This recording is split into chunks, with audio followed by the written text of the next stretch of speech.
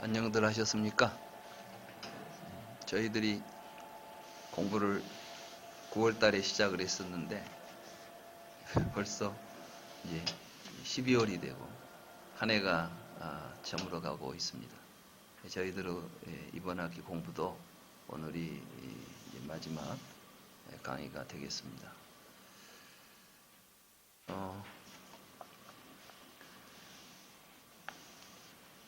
이렇게 이제 우리들이 살아가는 우리의 삶이라는 게 덧없이 무상하게 흘러가고 있습니다. 또 그 가운데 우리는 또 많은 여러 가지 괴로움들도 겪게 되고 많은 또 문제들을 안고 살아가게 됩니다. 주님께서는 바로 우리들의 삶의 이 덧없음, 또 그 속에서 겪게 되는 많은 괴로움들, 이러한 괴로움들을 도대체 우리는 어떻게 극복하고 살아야 할 것인가, 이러한 문제의식을 가지고 출가하셨고, 거기에서 부처님께서는 큰 깨달음을 이루시고 이제 우리에게 우리는 어떻게 하면 우리의 삶을 보다 의미 있고 행복하게 살 수 있을 것인가, 이러한 이제 깨달음을 우리에게 전해 주셨습니다. 그런데 이러한 불교를 전체적으로 도대체 그럼 불교에서 우리가 어떻게 해야 행복하고 보람 있는 생활을 할 수 있을 것인가? 우리의 삶은 어떤 모습이어야 되는가? 근데 부처님께서는 그걸 수도를 해가지고 높은 경지에 올라가서 초능력적인 이러한 어떤 신통력을 얻어서 성취된다, 이런 말씀을 하신 게 아니라 부처님께서는 그 누구와도 다투지 않고 함께 살아가면 된다는 것이에요. 그러니까 부처님께서 발견하신 원리는 제가 볼 때는 그렇습니다. 우리는 어떻게 하면 함께 어울려져서 살 것인가. 이제 울덩어리경이라는 경에 보면 부처님께서는 하늘에서 천신들, 마라라고 하는 이제 인도에서 말하는 악마입니다. 말하자면 우리를 괴롭히는 신들 있죠. 근데 여러 가지 이제 범천, 그러니까 선신, 악신, 또는 브라만, 사문들, 인간들, 왕, 말하자면 각양각층의 사람들, 이 모든 사람들과 다투지 않고 사는 법을 나는 가르친다, 이렇게 말씀하셨어요. 어떻게 하는 것이 다투지 않고 사는 것인가? 사실은 부처님께서 깨달아서 우리에게 가르쳐 주신 연기법은 어떤 도리입니까?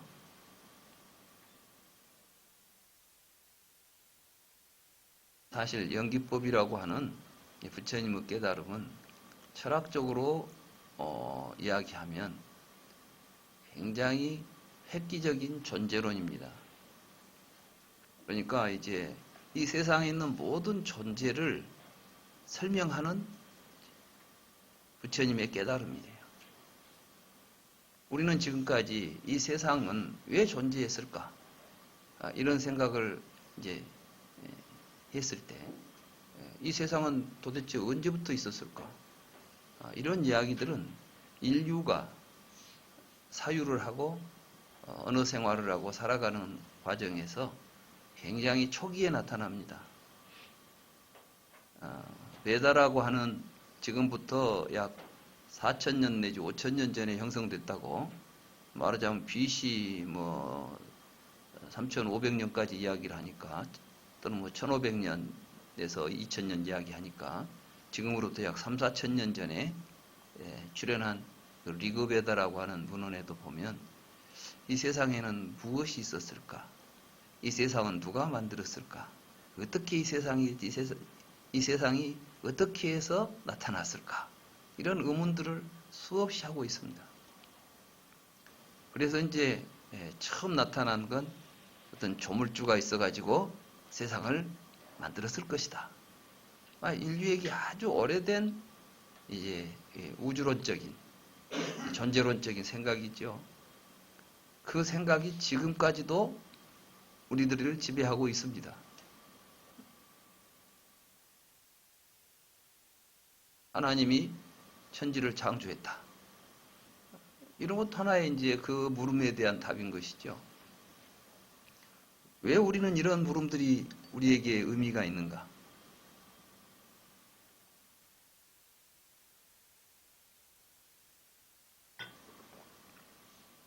우리들은 그러한 생각, 다시 말해서 이 세상은 어떻게 되어 있는가에 대한 그 철학, 사상에 기초해서 우리의 삶이 결정됩니다.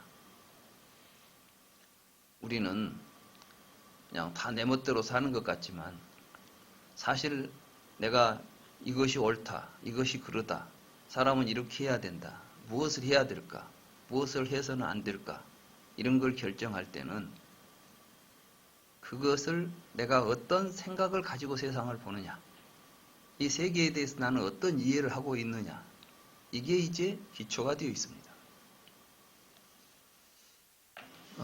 한마디로 이제 만약에 윤회설을 믿는다고 합시다.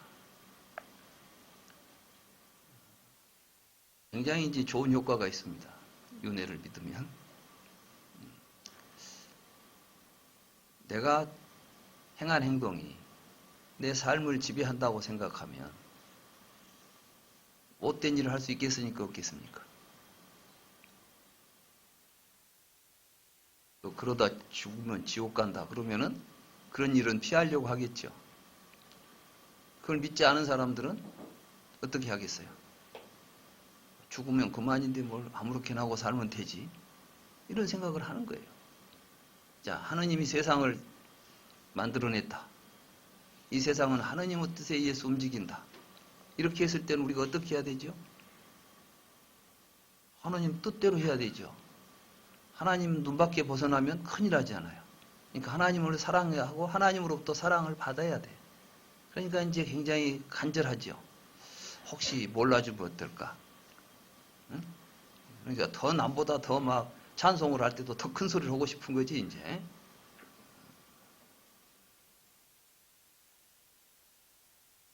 그런가 하면 이제 많은 철학들이 나와가지고 세계는 이런 것이다. 이런 이야기를 하면 그것을 받아들이는 입장에서는 거기에 맞춰서 살 수밖에 없는 것입니다. 근데 지금까지 이 세상에 나타났던 많은 사상들은 딱 두 가지로 정리가 돼요. 하나는 뭐냐면 절대적인 어떤 하나의 존재가 있었다. 그러니까 이제 신이라고 하는 하나의 존재로부터 세상이 만들어졌다. 이렇게 주장하거나 아니면 여러 개의 요소들이 본래부터 요소들이 이거는 누가 만들지도 않았고 새로 만들 수도 없는 본래부터 있는 이런 것들이 세상을 구성하고 있다. 이 두 가지 생각을 했어요. 이걸 이제 인도 철학적으로 말하면 하나는 전변설이고 하나는 적취설입니다. 이 전변설이라는 것은 이 세상이 어떤 하나의 위대한 또는 엄청난 힘을 가진 어떠한 존재로부터 이 세상이 전개되어 나온 거예요. 마치 저 태양에 그 태양이라고 하는 엄청난 에너지의 덩어리로부터 사방으로 빛이 막 퍼져나가듯이 이제 신이라고 하는 절대적인 힘을 가진 이 신으로부터 모든 존재가 거기서 쏟아져 나오는 거죠. 그러니까 우리는 이제 그렇게 세계를 이해하면 이게 이제 전변설입니다. 이런 전변설적인 사고는 기존의 모든 원시 종교들 속에 다 똑같이 그런 게 들어 있습니다. 태초에 누가 뭘 만들었다는 이야기는 기독교 성경에만 나온 이야기가 아니라는 것이에요. 우리들이 생각해 보면 무언가 이 세계가 시작되는 첫 출발점에 이 세계가 있게 한 어떤 원인이 있을 것이라고 우리는 상상할 수가 있지 않습니까? 바로 그러한 생각들을 구체화해요. 그리고 그걸 가지고 사실이다라고 우리가 믿게 돼요. 그러면 이제 그게 하나의 사실이 돼가지고 우리의 삶을 지배하게 됩니다. 그렇죠? 이제 그게 너무 먼 이야기 같으면 좀 가까운 이야기로 하자면 우리는 어떤 사람이 공산주의 사상을 가지고 있느냐 아니면 자본주의 사상을 가지고 있느냐에 따라서 공산주의 사상을 가진 사람은 그 사상에 걸맞는 행동을 하지요. 자본주의 사상을 가진 사람은 거기에 걸맞는 행동을 하지요. 그러니까 사실 나는 내가 살아가는 것 같아도 사실은 내 삶 속에 나를 지배하고 있는 것은 따로 있다는 것이에요. 그래서 철학 또는 종교가 중요합니다. 그런데 이게 이제 잘못된 게 들어가면 어떻게 되겠습니까? 잘못된 생각을 가지고 있으면 어떤 일이 벌어지겠어요? 삶이 고통스러워지고 많은 죄를 짓게 되어 있습니다. 이제 적취설은 신이 우리를 만든 것은 우리가 알 수가 없는데 우리 눈에 보이는 것들은 우리가 알 수가 있죠. 그러니까 이제는 맹목적인 믿음이 아니라 실제로 우리가 볼 수 있는, 우리가 알 수 있는 내용을 가지고 이 세계를 이해하려고 했을 때 이때 이제 우리에게 보이는 사물들이 있습니다. 이런 사물들은 계속 변해가는데 그 가운데 변하지 않는 것들이 보이죠.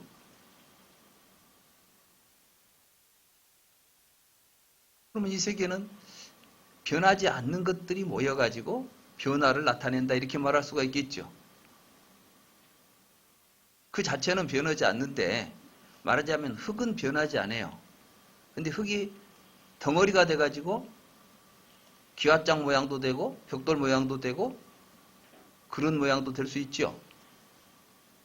그러면 우리는 이제 그릇, 벽돌, 기와장 이런 게 우리 앞에 있게 되는데 이렇게 기와장이나 벽돌이 존재하게 되는 것은 물과 흙을 적절하게 섞어가지고 불로 구워내니까 나타난 현상 아닙니까?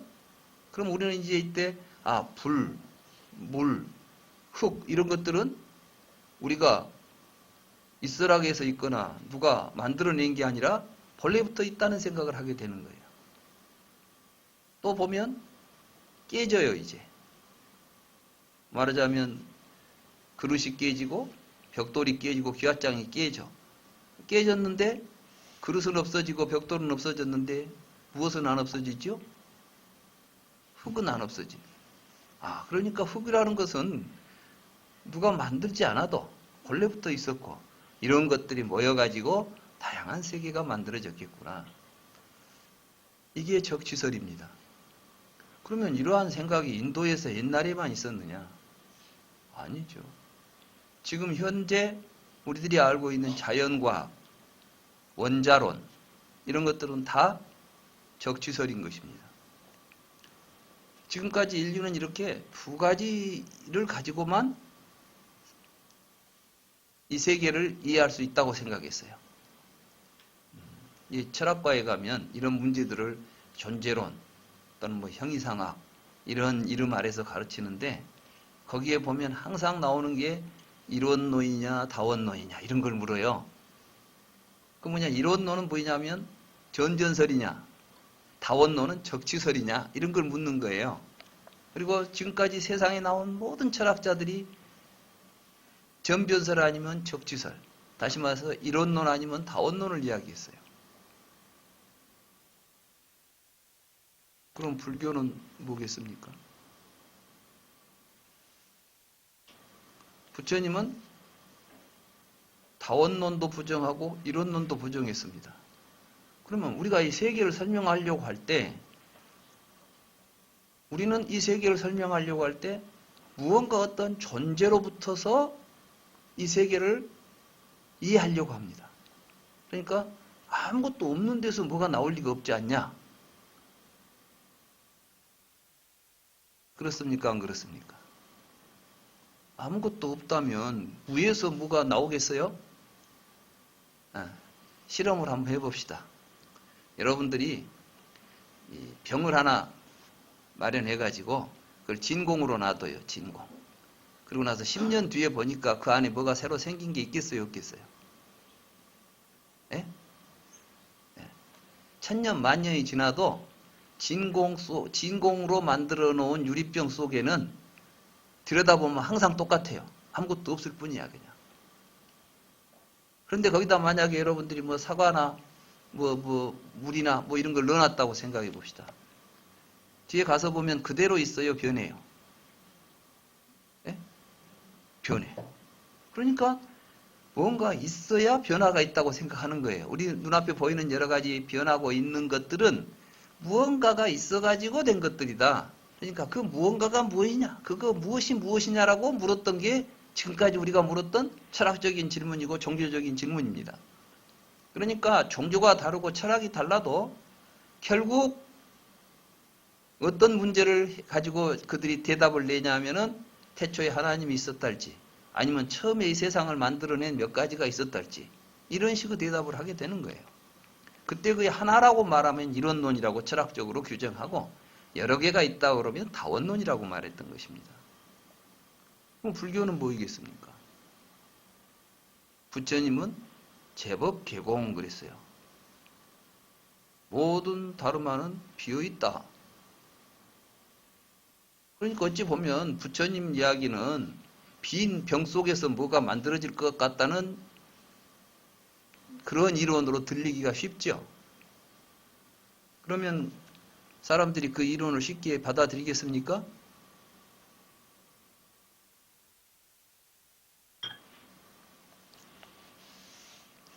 부처님께서는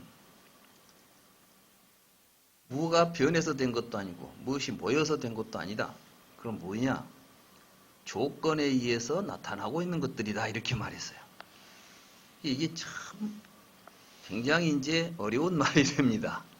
어떤 조건 때문에 나타났다.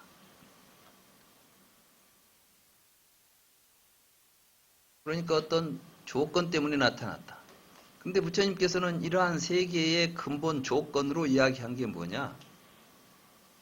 놀랍게도 불교에서는 생명이에요. 생명.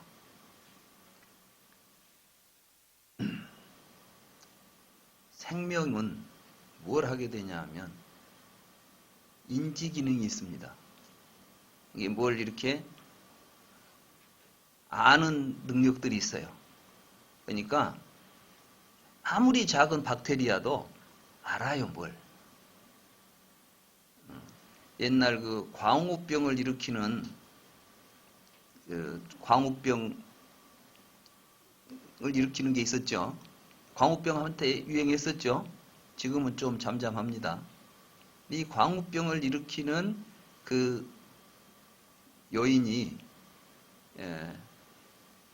이것은 평소에는 물질하고 구별이 안 돼요. 왜냐하면 숨도 안 쉬고 아무 능력도 없어. 그냥 돌덩어리 같은 거예요. 그런데 어떤 조건이 갖추어지면 그때부터 이게 이제 지각을 일으켜요. 그래갖고 뭘 하게 돼. 살아서 움직이게 돼요. 그러니까 결국 살아있다는 것은 뭘 의미한다고요? 무언가를 지각한다는 거예요. 부처님께서는 일체는 12입처다. 모든 것은 보고 듣고 냄새 맡고 맛보고 만지고 생각할 때 보이고 들리고 만져지고 맛봐지고 뭐 이런 것들이 의해서 세상이 나타나고 있다. 이렇게 말씀하셨어요. 이때 안이비설신의 색성향 미촉법이라고 우리가 말하는 이것은 12개의 원자들이 아닙니다. 눈으로 보고 귀로 듣고 할 때 우리가 지각 활동을 하게 되면 반드시 지각을 통해서 지각된 것들이 나타난다는 거예요. 눈으로 보게 되면 보인 것이 눈에 의해서 보이는 것들이 나타나게 되죠. 들으면 들리는 것이 나타나게 돼. 우리가 지금 말하고 있는 모든 존재는 이러한 구조 속에서 나타난 것들이지 무엇이 있어가지고 만들어낸 게 아니라는 거예요.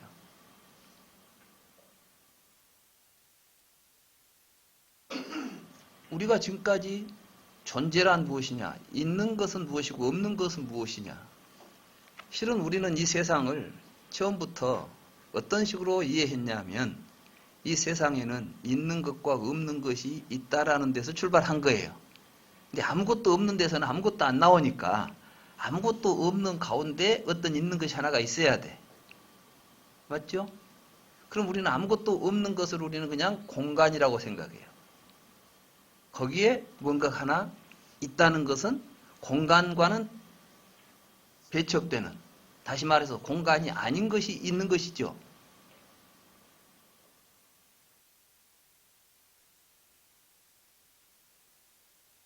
이렇게 우리가 있다 없다라는 것은 유라는 개념과 무라는 이 개념, 이 두 개념이 갖는 모순 구조 속에서 우리는 세계를 이해하려고 했던 거예요. 그런데 과연 이 세계가 정말 있는 것과 없는 것으로 딱 나누어져 있었다면 마땅히 우리는 그렇게 세계를 이해해야 되겠지만 이 세상에는 있는 것과 없는 것은 이 세상에 그 자체로서 있고 없는 것이 아니라 그것을 지각하는 자에 의해서 이루어지는 판단일 뿐이에요. 그러니까 있다 없다라는 것은 그 자체로 있는 것과 그 자체로 없는 것이 있는 게 아니라 여러분들이 있다고 말할 때는 뭘 있다고 말하죠? 여러분들에게 지각되면 있다고 말하죠. 없다고 말할 때는 뭘 없다고 말하죠? 지각되지 않으면 없다고 말해요. 그러니까 사실은 있고 없는 것이 먼저 있어가지고 그걸 우리가 지각합니까? 내 지각은 내용을 가지고 있다 없다라고 우리가 판단을 한 것입니까? 그러면 있는 것과 없는 것은 객관적인 사실입니까? 그걸 살아가는 생명들이 지각을 통해서 이루어낸 분별입니까?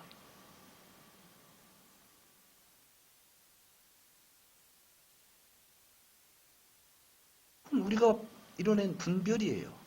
근데 그것을 객관화시키고 절대화시켜 놓고 그 속에 빠져 있는 거예요, 우리가. 그때 이제 뭐가 나타나요? 하나님도 나타나고 원자도 나타나는 거예요. 근데 우리 현대 자연과학이 정말 이제 옛날과는 다르지요. 옛날에는 우리가 눈으로 보는 것만 가지고 관찰을 했습니다. 과학이 가장 중요하게 생각하는 것은 관찰이에요. 직접 경험해보자는 겁니다. 근데 이 경험 자체가 동일하지가 않아요. 그 말은 무엇이냐면 여러분들이 맨눈으로 볼 때하고 현미경으로 볼 때하고 망원경으로 볼 때는 경험 내용이 같습니까? 틀립니까? 달라져 버려요. 그러니까 눈으로 봤을 때는 없던 것들이 현미경으로 보니까 있어요, 없어요? 눈으로 봤을 때는 안 보이던 것이 망원경으로 보니까 보입니까? 안 보입니까? 그러니까 이제 우리 인류는 과학을 통해서 우리들이 볼 수 있는 영역들을 점점 더 확대해 간 거예요. 확대해 가지고 하고 또 어떻게 갔어요? 더 깊이 들여다봤죠? 가다 보니까 우리가 지금까지 있다고 생각했던 것들은 없어져 버리는 거예요. 이제. 근데 없다고도 할 수 없는 것들이 나타나는 거예요.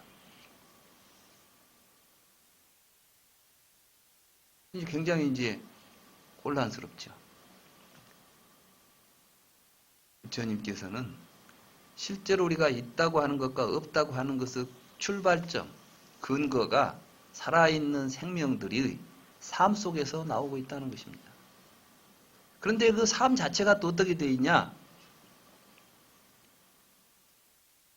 우리는 이제 내가 사니까 삶은 내 안에가 들어있고 내 바깥에는 나의 삶과는 무관한 것들이죠. 삶이 마치 내 몸 안에 들어있는 어떤 사물처럼 또 생각을 해요. 생명이 있다. 근데 이게 안에 있는 생명이 그냥 밖에 있는 어떤 다른 대상들과 다르게 있냐? 그렇잖아요.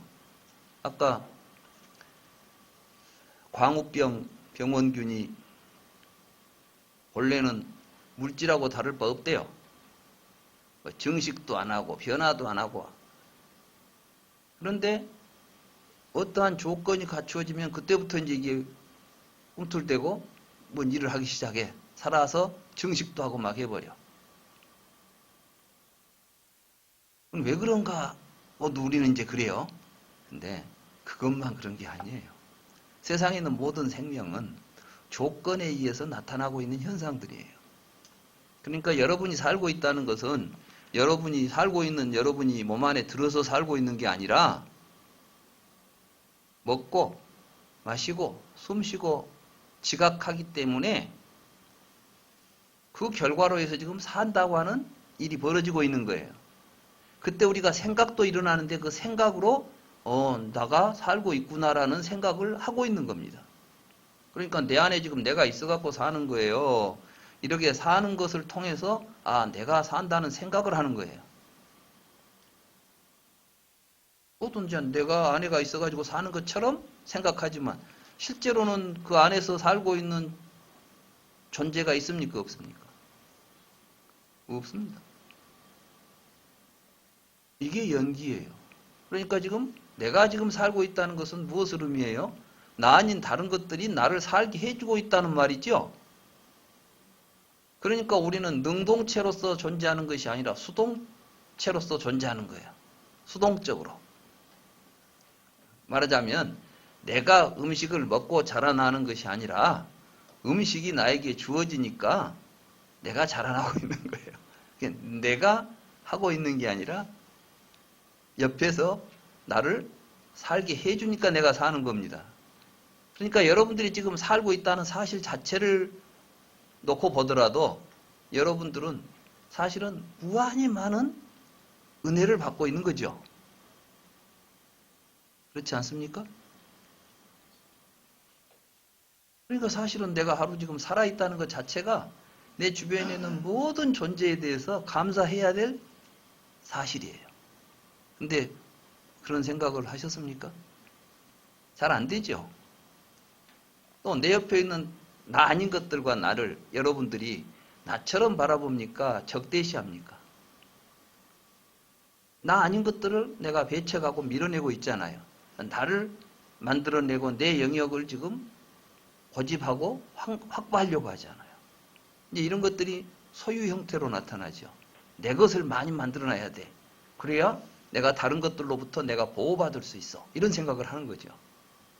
지금 인간들에게 나타나는 여러 가지 욕망 이런 것들은 다 그러니까 어디서 비롯돼요? 진실에 대한 무지로부터서 일어나고 있는 사건들이에요.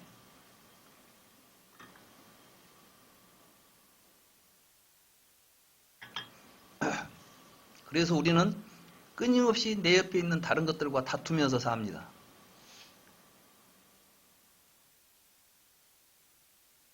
주님께서 출가하시기 전에 어린 시절 그 춘경제에서 부처님이 그때 봤던 모습은 살아가는 모든 것들이 투쟁하고 있었죠. 사람은 먹고 살라고 땅을 파고 땅속에 있는 버러지들은 그때 죽어 나오고 또 그 죽어 나오는 버러지들을 또 새들은 쪼아먹고 새들은 매가 채가고 매는 또 매 사냥꾼이 와서 화살로 또 사냥을 하고 이 보니까 이건 완전히 이건 세상 자체가 전쟁통이죠. 말하자면 투쟁의 장이란 이야기예요. 도대체 왜 이렇게 살아야 되느냐 하는 게 사실 부처님의 출가 목적인 겁니다. 이게 이제 생사 문제라고 우리가 지금 하지만 그 생사 문제는 안 죽고 안 태어나는 문제가 아니에요. 근데 우리는 자꾸 말하는 이제 다시는 태어나지 않는다 이런 식으로 이야기를 하는데 실제로 다시는 태어나지 않는다는 번역 자체도 문제가 있어요. 말하자면 초기경전에는 아라한은 다시 태어나지 않는다라고 말하지 않아요. 그걸 그렇게 해석을 해서 지금 우리가 말하는 것이지 아라한만 아니라 무엇이 다시 태어나는 건 없어요. 세상에 뭐가 다시 태어나는 존재가 따로 있는 건 아니에요. 근데 아무튼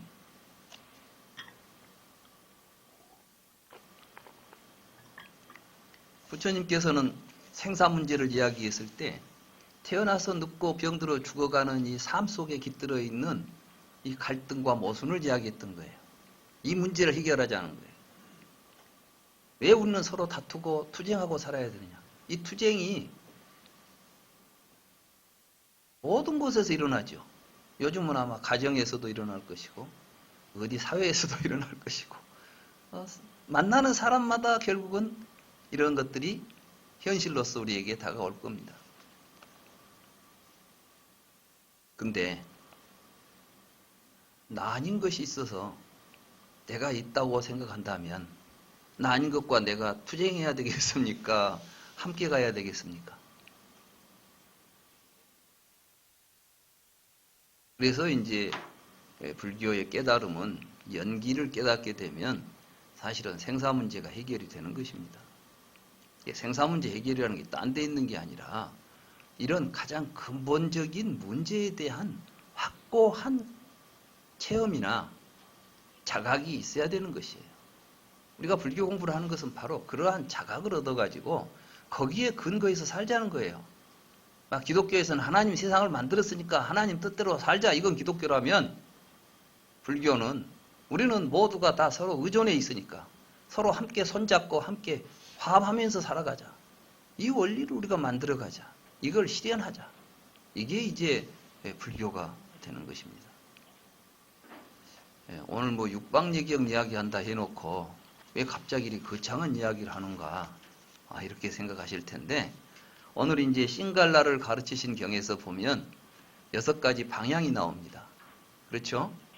어느 날 부처님께서 길을 가시다가 이제 아침에 여기가 어느 동네였죠? 아마 라자가하 왕사성이죠. 여기에 이제 걸식으로 들어가는데 성 앞에서 어떤 청년이 막 동서남북에 절을 하고 앉아 있는 거예요. 인도 사람들은 그거 많이 하죠.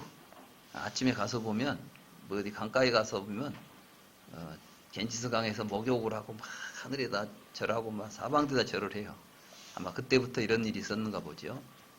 그리고 이제 부처님이 그대는 왜 지금 이 사방에 절을 하고 있는고 이렇게 물으니까 돌아가신 아버님이 사방에 절을 하면 좋다. 그래서 지금 육방 동서남북 상하에다 절을 하고 있습니다. 그러니까 이제 그걸 연해서 부처님께서 이제 가르치심을 주신 겁니다.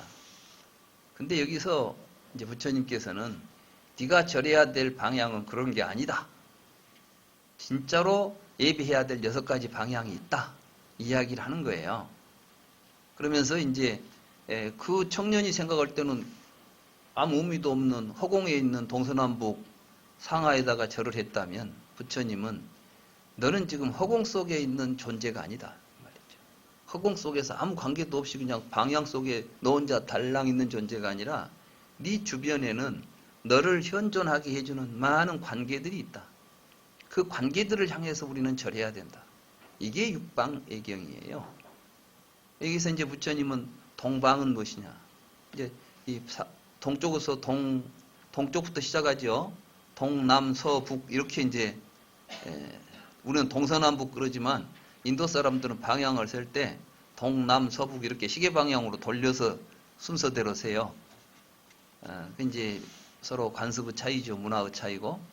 근데 아무튼 동쪽은 뭐냐? 동쪽은 부모님이다. 자, 부모님으로부터 우리가 태어났잖아요. 근데 이제 우리 유교 전통에서는 이 관계를 굉장히 강조합니다. 그러니까 부모가 나를 낳아줬다. 이것만을 강조하지 다른 관계보다도 이걸 가장 강조하죠. 그래서 이제 효행이 만행의 근본이 되고 해가지고 효에다가 초점을 맞춥니다. 근데 불교는 부모님도 중요하죠. 그런데 모든 관계를 평등하게 봅니다. 이게 아주 중요한 거예요. 불교는 자 먼저 동쪽은 부모님인데 이게 부모님에게 내가 공경하는 법이 있다는 거예요. 남쪽은 뭐죠? 남쪽은 자식이에요. 스승. 남쪽은 스승. 그러니까 이제 동쪽은 나에게 몸을 주신 분이라면 남쪽은 어떤 분이죠? 나에게 지혜를 주신 분 아니에요. 삶을 살아가는 혼을 주신 분이지. 어떻게 살 것인가 하는 걸 가르쳐 주신 분 아니에요. 서쪽은 아내라는 거예요. 북쪽은 친구들이에요. 그러니까 우리는 친구와 가족과 사제지간을 맺어가면서 인간이 존재합니다. 위에는 바라문이나 이런 사람들, 말하자면 종교적으로 이제 보다 더 높은 차원의 우리들의 삶의 방향성이나 이런 것들을 보여줄 수 있는 사람들을 이제 사문이나 바라문이라고 부처님이 이제 표현합니다. 여기서 매우 중요한 것은 부처님께서 그 당시 사문이나 바라문들을 부처님과 동일하게 보고 있다는 거예요. 말하자면 우리는 종교가 다르면 그 종교를 무시해버리죠. 무시해버려요. 그런데 그게 아니라 어떤 구조든지 간에 인간의 삶을 보다 더 높은 차원으로, 현실적인 삶으로부터 좀 더 높은 차원으로 이상을 이야기해 줄 수 있는 사람들은 사회적으로 굉장히 중요한 가치가 있다고 인정하시는 거예요. 그래서 이제 부처님은 사문과 바라문, 그 중에 부처님도 속하죠. 아랫 방향은 누구냐? 그러니까 이제 하인이나 고용인들이라고 이야기를 합니다. 그러면 결국 우리가 살고 있는 이 사회 속에서 이러한 사람들이 없다면 내 삶이 온전하고 행복해질 수 없다.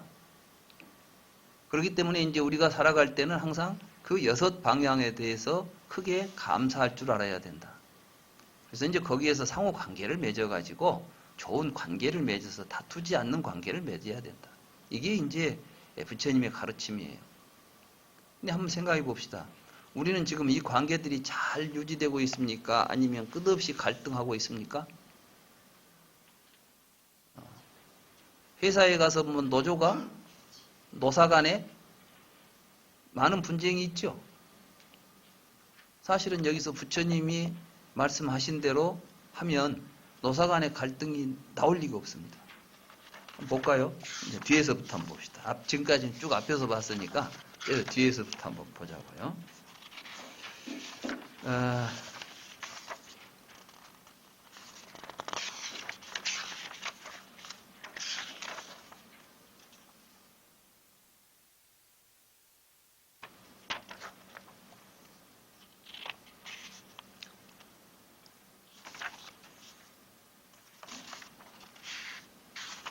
여기 보면 거사의 아들이여 주인은 5가지 이 도리를 실천하여 하인이나 고용인을 수호해야 된다. 지켜야 된다.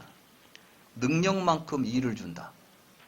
그러니까 굉장히 중요한 건데 힘에 붙이는 일을 주면 안 된다는 거예요. 할 수 있는 일을 주라는 거예요. 음식과 노임을 제공한다. 병자는 치료해 준다. 좋은 음식은 함께 나눈다. 이게 굉장히 중요한 대목입니다. 말하자면 참 그 음식이라는 게 단순히 먹는 것 이상의 중요한 가치가 있습니다. 오늘 좀 점심에 일찍 와서 같이 식사하신 분들이 한 10여 분 계시죠? 그죠? 여기 강의를 1년 내에 왔다 갔다 하면서 들은 사람하고 하루 같이 밥 먹은 사람하고 누가 더 친할 것 같아요? 네? 그래요. 그러니까 오늘 이제 좀 이따 같이 먹어야 됩니다. 이건 입에다가 음식 넣는 작업이 아니라 사실은 음식을 같이 먹는다는 것은 같은 그런 것을 함께 나눈다는 의미가 있어요. 그런데 여기서 보면 좋은 음식이 있어요. 근데 만약에 사장님이 거기서 좋은 음식이 생기면 사원들을 불러가지고 이렇게 같이 먹자고 이런 사장님이 있다면 사원들이 그 사장님하고 사이가 가깝겠어요? 멀겠어요? 근데 좋은 것은 쟤만 먹고 나쁜 것은 먹도 못할 것은 막 밑에다 내려주고 그러면은 좋아하겠어요? 이게 아주 굉장히 중요한 일. 그러니까 별로 이 세상을 우리가 다투지 않는 세상을 만드는 것이 그렇게 막 철학적으로 심오하고 어려운 이야기가 아니에요. 알고 보면 우리가 누구나 할 수 있고 쉬운 일들입니다. 근데 못해서 나타나는 문제들이죠. 적당한 때에 쉬게 한다. 그러니까 휴가도 잘 주라는 거예요. 근데 우리는 막 바쁘니까 일해라고 하고 막 무조건 일만 시키려고 하잖아요. 그것은 부처님이 볼 때 그건 절대로 회사를 위해서 좋은 일이 아니에요. 말하자면 회사에 나가는 게 자기에게 즐거워야 돼요. 돈벌이 때문에 어쩔 수 없이 나가는 게 아니라 회사에 가면 사장님 얼굴 보는 것도 좋고 동료들하고 같이 일하는 즐거움이 있고 월급 탈 때는 월급 타는 즐거움이 있고 만사가 즐거워야 돼. 근데 오직 월급 탈 때 위에는 즐거움이 없다면 이건 아주 고약한 것이에요. 그 다음에 이제 주인은 밑에 있는 고용인들이나 하인은 어떻게 해야 되느냐?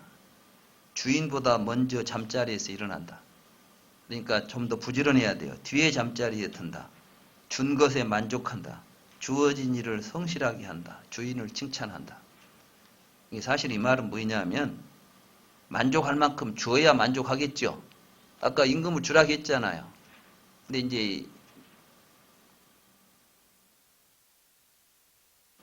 회사의 규모가 있고 아마 어떤 이제 회사에 근무하는 사람들은 자기 회사가 사정이 어느 정도 되는지는 다 알겠죠.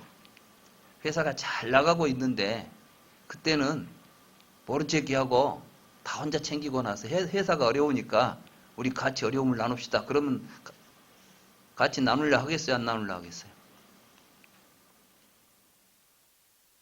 회사가 이익을 많이 벌 때 같이 나누었다면 회사가 어려워지면 자발적으로 우리가 회사를 위해서 좀 더 노력하자 이런 이야기가 나오겠죠.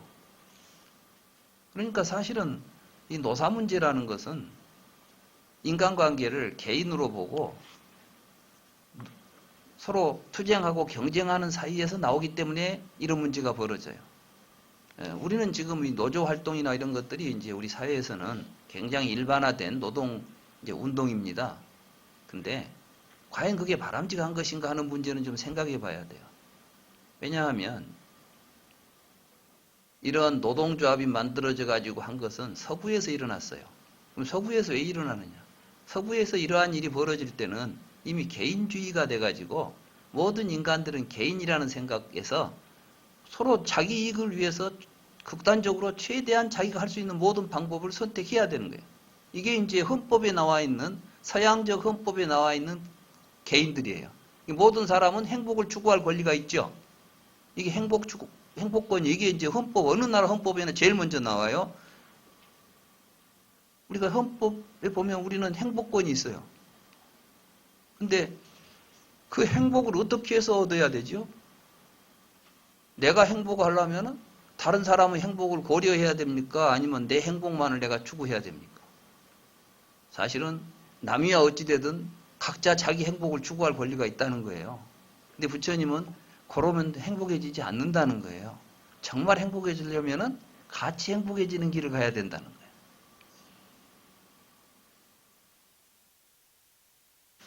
며칠 전에 친구가 카톡에다가 뭘 하나를 보냈어요. 근데 보니까 이제 시골에서 어머니가 올라오셨어요.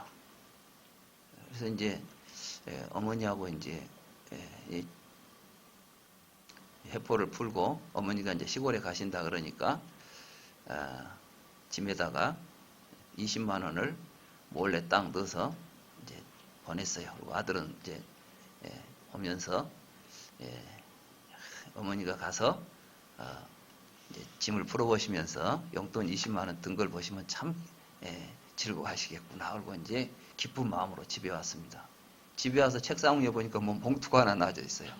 딱 열어보니까 어머니가 20만 원을 딱 넣어서 넣고 간 거야. 이제 어머니가 20만 원 주고 간 거야. 편지에다가 객지에 와서 고생 많이 하는데 삶에 좀 보태거라. 그리고 돈을 주고 간 거예요.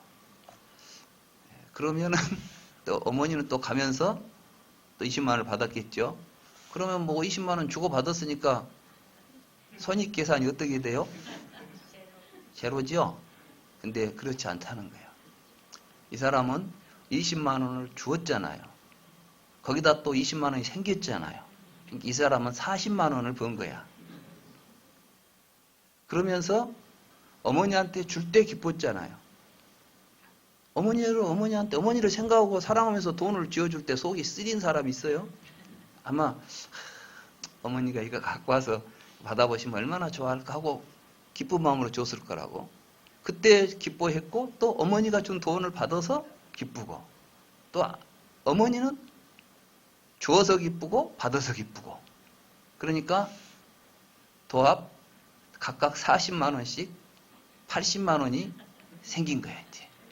실제로 돈은 한 푼도 오고 간 게 없는데 경제적 윤리적 경제 가치는 80만 원이 생긴 거예요.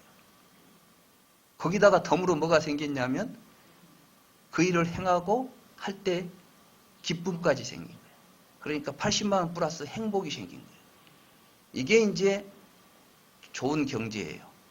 근데 서로 뺏으려고 하면 뭔 일이 벌어져요. 아들한테 20만 원 주고 왔다. 떼끼고 왔다. 뭐 이렇게 이제 생각해 버리면은 그때 기분이 좋아요, 나빠요. 돈은 돈대로 나가고 기분은 기분대로 나쁘고. 지금 우리 자본주의 경제는 그런 경제를 해요. 이게 돈을 벌어도 재미도 별로 없고 써도 별로 재미도 없고 밤낮 근데 꼭 재미가 있을 것 같아. 근데 막상 써보면 별 재미도 없어 이게. 쓰고 나면 허망하고. 그러니까 굉장히 지금 우리는 잘못된 생각을 가지고 하는 거예요. 지금 우리가 불교는 지금 불교 한다고 해서 갑자기 막 큰 돈이 어디서 생기는 게 아니라 우리의 마음가짐, 우리들이 어떤 생각을 가지고 살아가느냐에 따라서 똑같은 일을 하는 가운데서도 많은 경제적 이익이 아니라 윤리적 이익과 행복을 얻을 수 있다는 거예요. 이렇게 하면 된다는 거예요. 이렇게 서로.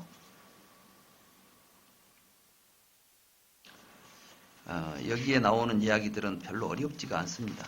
그래서 제가 뭐 따로 설명할 이야기는 없습니다. 여러분들이 집에서 이제 잘 읽어보시면 되겠습니다.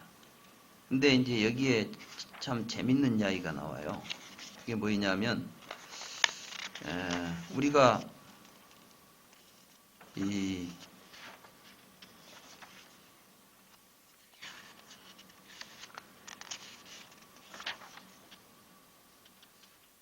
이제 교회에 가면 뭐 11조를 내라 뭐 이런 게 있잖아요. 근데 부처님은 경제적으로 별로 관심이 없었던 것 같이 생각되죠. 부처님은 경제 문제에 대해서 별로 관심이 없었지 않았냐는데 그렇지 않습니다. 부처님은 굉장한 경제학자입니다.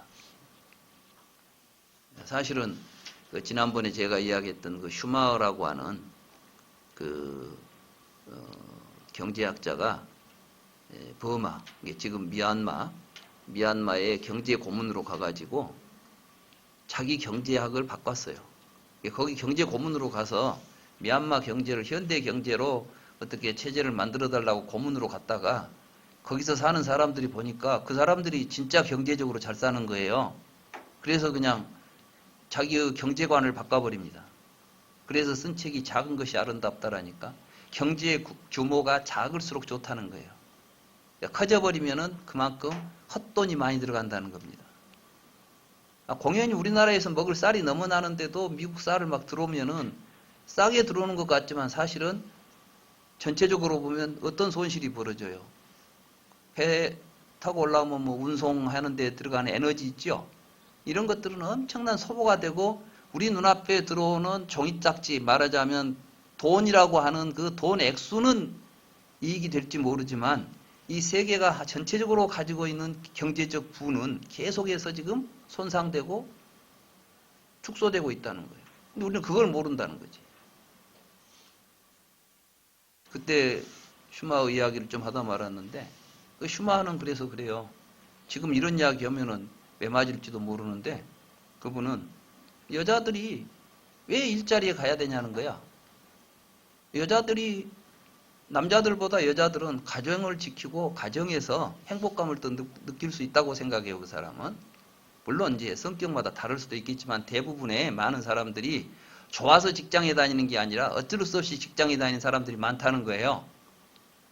형편만 된다면 집에서 살림하고 그럴 수 있는데, 근데 이제 이렇게 되면 어떤 일이 벌어지냐면 고학력자들은 부부간에 같이 일자리를 차지해요. 그러면 저학력자들은 집안에 한 사람도 일자리를 차지하지 못해. 그러면 어떻게 되죠? 빈부격차가 심화되겠죠. 사회적 문제로 커진다는 거야.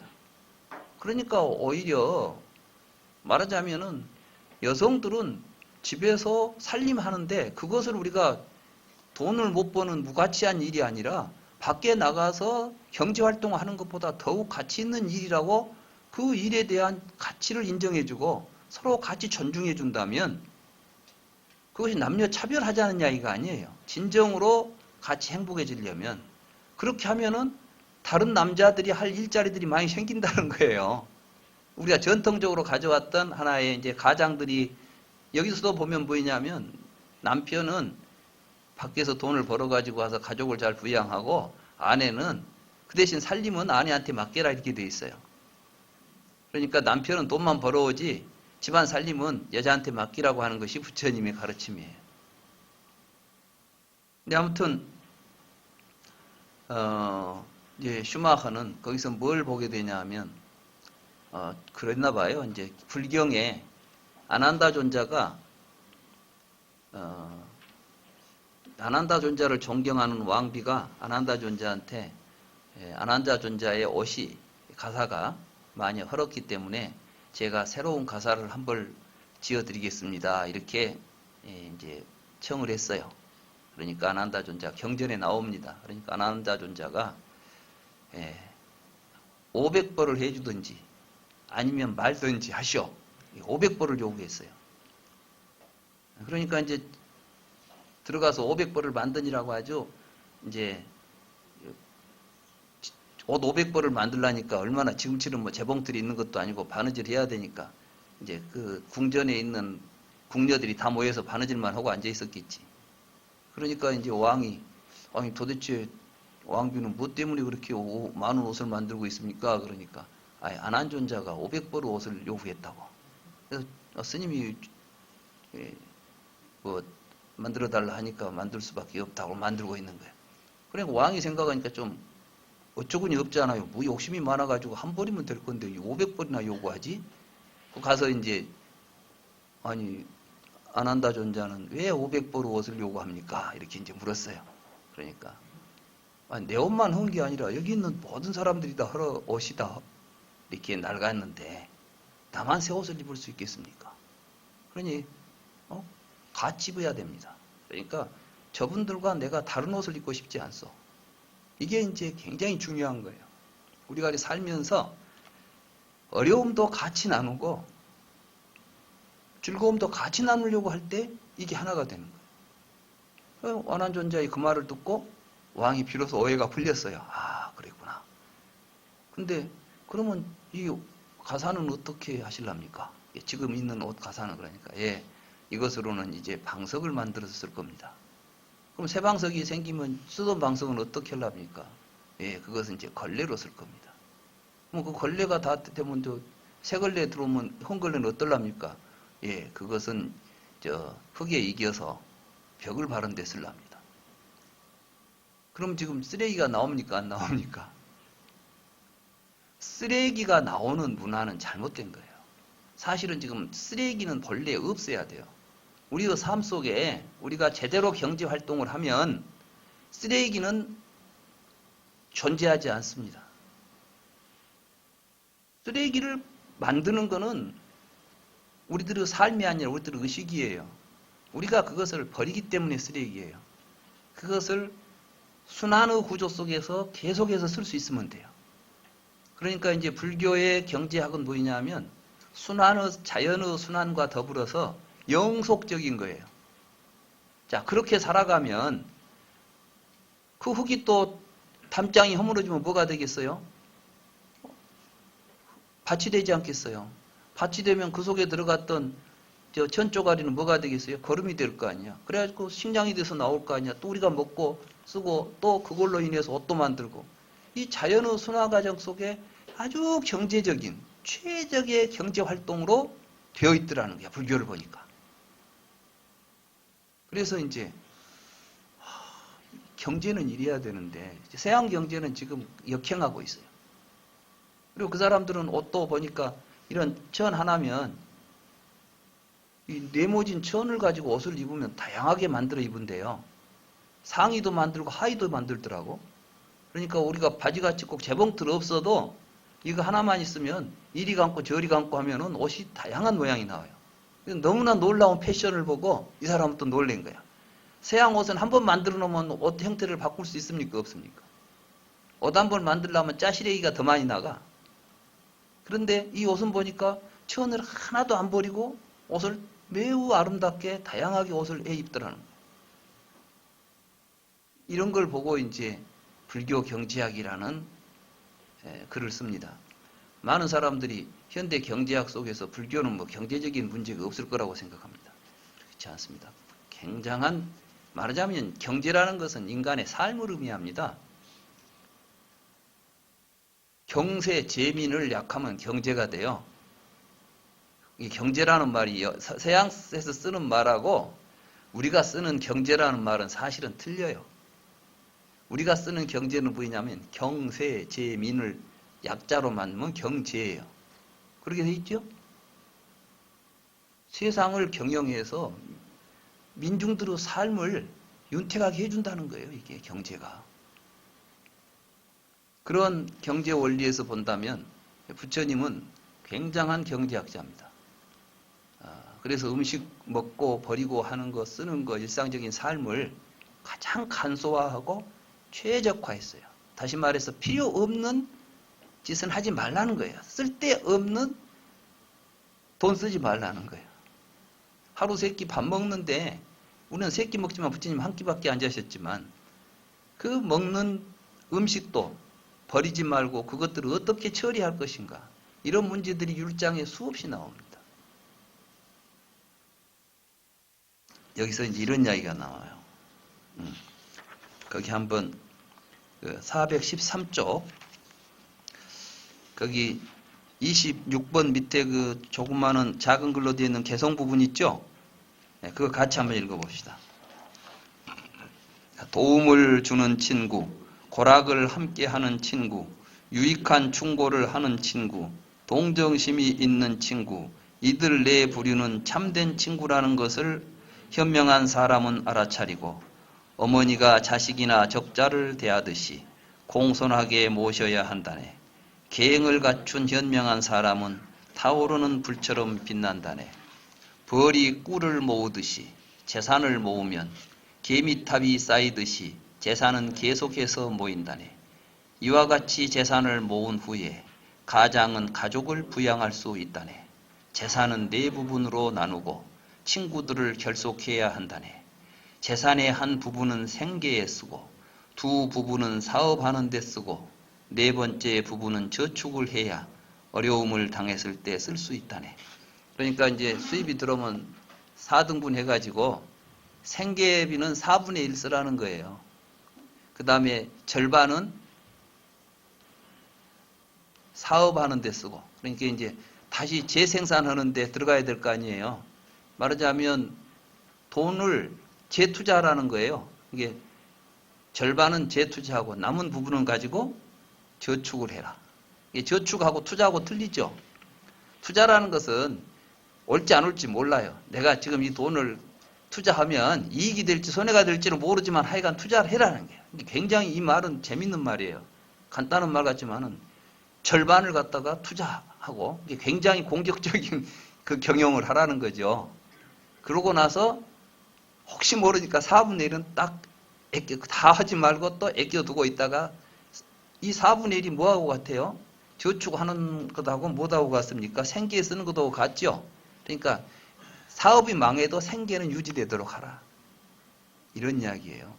근데 이제 이걸 다시 또, 이제 대승경전에 가면 여기다 뭘 넣냐면 4분의 1은 보시하라 이렇게 돼 있어요. 투자 가운데 하나가 이제 하나는 사업 투자가 아니라 이게 말하자면 사회 투자라는 거예요.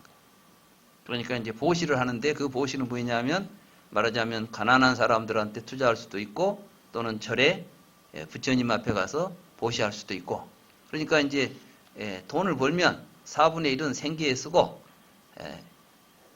하나는 사업하는데 4분의 1은 또 쓰고 4분의 1은 사회에 봉사하고 사회에 공헌하는데 이바지하고 4분의 1은 저축하고 이렇게 하라. 이런 게 이제 경전 속에 자주 등장합니다.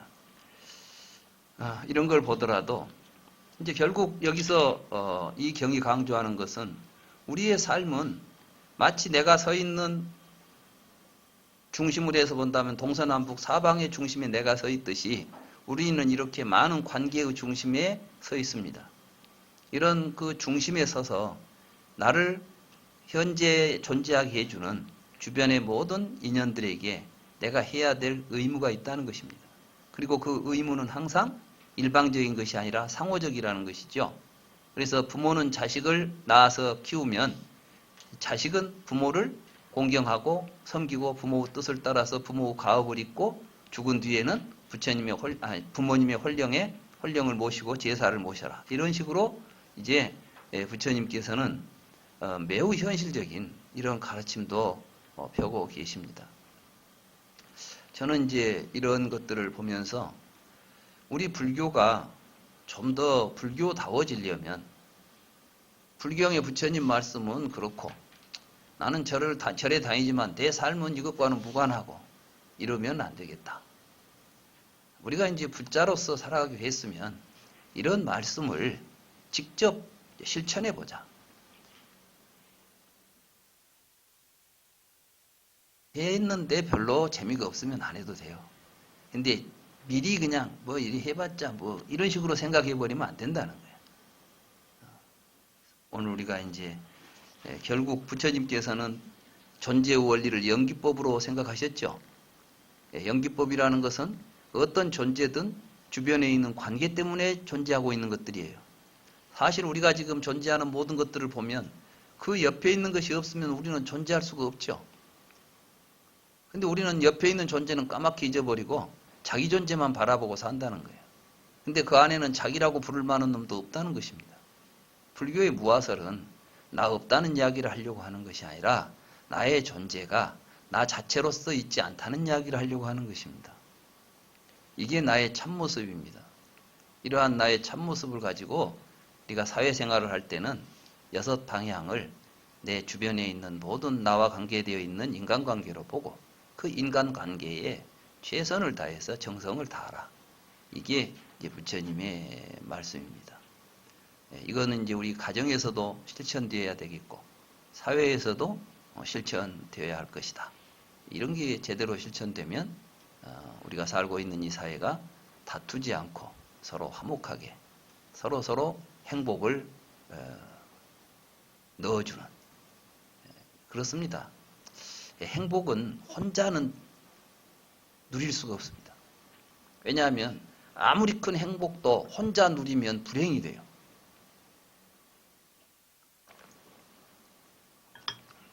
예를 들면 이번에 누가 학교를 수석으로 졸업을 합니다. 얼마나 행복한 일입니까? 그렇죠? 근데 아무도 그 사람을 축하해 주지 않습니다. 졸업식장에 가서 봤더니 꽃다발 하나 들고 온 사람도 없어. 그냥 혼자 가서 상장 하나 받고 내려온 것 외에는 아무도 나를 칭찬해 주지 않아. 그러면 그 수석 졸업을 하게 되는 그 영광스럽고 행복스러운 자리가 그 사람이 참 나는 행복해 이렇게 하겠습니까? 비참해질 거예요. 생일입니다. 아무도 축하해 주지 않아. 에이 나 혼자 갖다 먹자 해가지고 음식을 산더미처럼 쌓아놓고 혼자 먹고 앉아 있습니다. 참 행복할까요?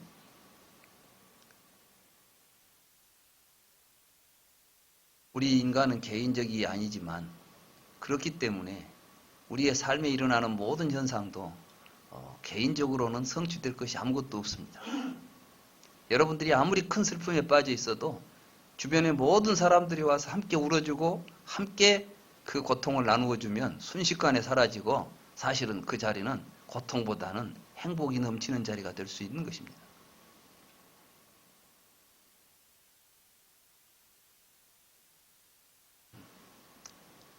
주고받는 것이 그래서 중요합니다.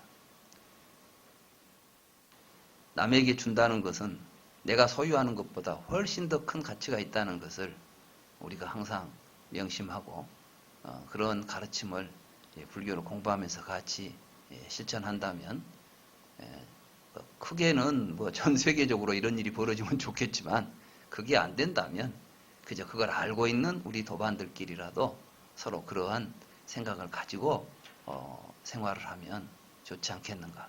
우리가 지금 불교 공부를 같이 하는 이유가 그런 데 있지 않는가 생각이 됩니다. 오늘 제 이야기는 여기서 마치기로 하고 이제 다음 회장님께서 말씀하신 스케줄대로 일을 진행하도록 하겠습니다.